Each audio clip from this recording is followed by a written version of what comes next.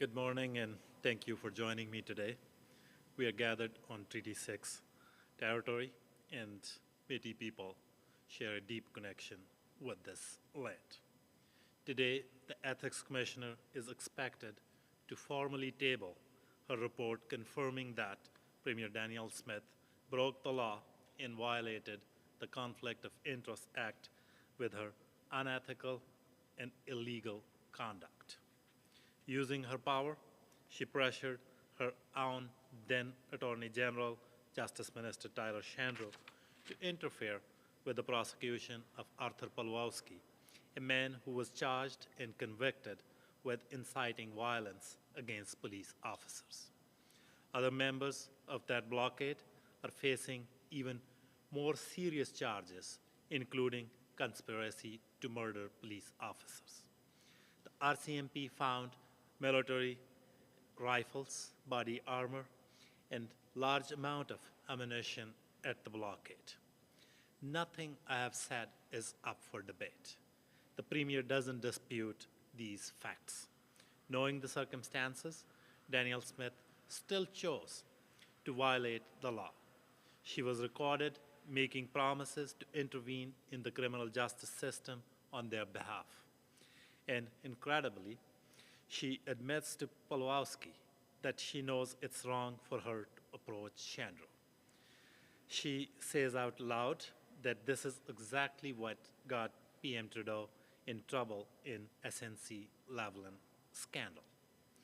Danielle Smith herself wrote about how disappointed she was that PM Trudeau faced no real consequences for his behavior.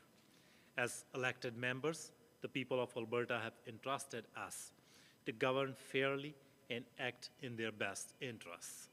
The Premier attempted to give special treatment in the courts to her friends.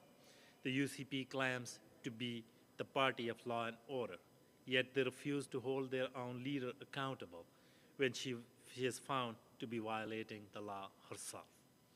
Albertans deserve better than this. And as we begin this session, they deserve to know that the Premier is truly remorseful of her actions. Most importantly, we need to know she understands why she cannot grant special favors to her friends. The Conflict of Interest Act clearly outlines what's acceptable and what's unlawful, and the Premier is not above the law. When Albertans break the law, there are consequences. They're not able to get away with apologizing for breaking the law. The Premier shouldn't be able to get away with it by merely apologizing for breaking the law. When the report is tabled later this afternoon, the Alberta NDP calls on the UCP members of the legislature to stand up for the law and to provide a proper action plan with suitable penalties for the Premier. If they won't, we will. This is about making sure the Premier faces consequences for breaking the law, and it's also about creating a deterrent to ensure something like this never happens again. Thank you, and I would be happy to take any question you might have. Thank you. Just a reminder, if you're on Zoom, it's the raise hand function. If you're on the phone, it's *9 to get into the question queue. We'll go to our first caller. Oh, thank you. Catherine, your line is open. So in the report, Marguerite Trussford wrote that she makes no recommendations with respect to sanctions against the Premier, but reserves the right to make recommendations once the Legislative Assembly is back in session. I'm wondering, why make the call for sanctions now before we know what the Ethics Commissioner may recommend?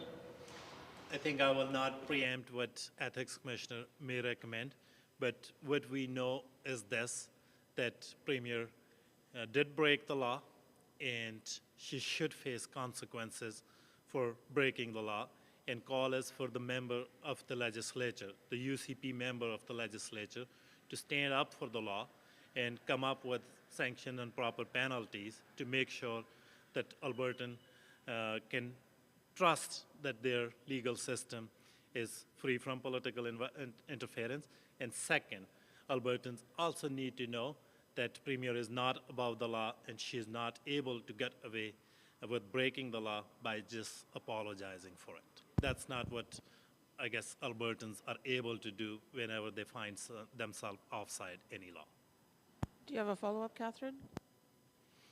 Yeah, I guess what I'm confused about is why call on MLAs to decide those sanctions? Like, why would you call on the government, of which Danielle Smith is a part, to come up with those sanctions? I think what we have seen so far that Danielle Smith thinks that she can apologize and get away with breaking the law.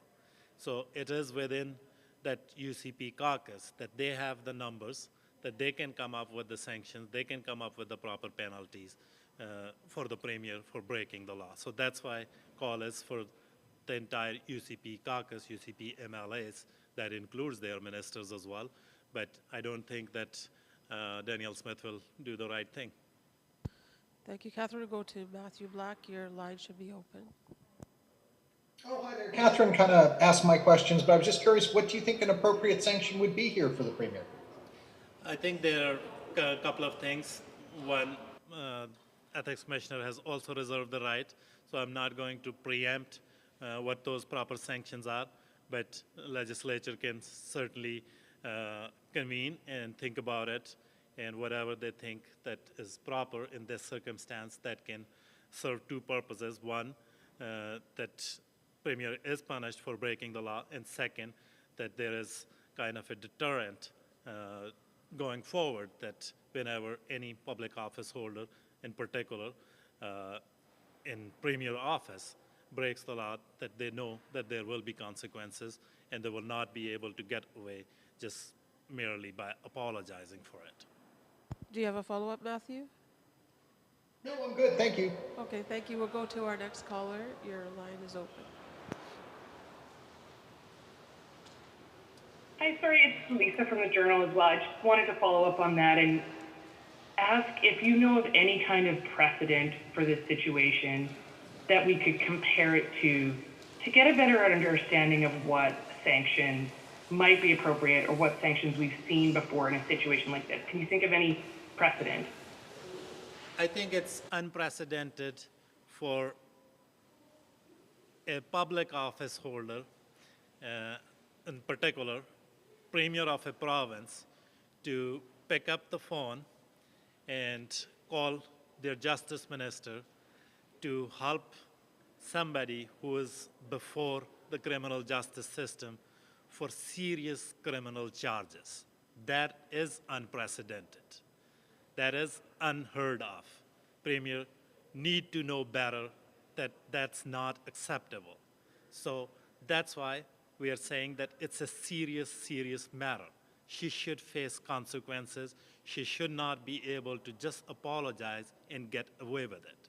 It's unprecedented, it's unheard of, and it's unacceptable. Do you have a follow-up, Lisa? No, thanks. I'm good, thanks. Okay, we'll do one more quick pass for questions. Anything in the room? No, then one more pass on the line. Raise hand. Star 9. Seeing none, that concludes our press conference for today. Thank you.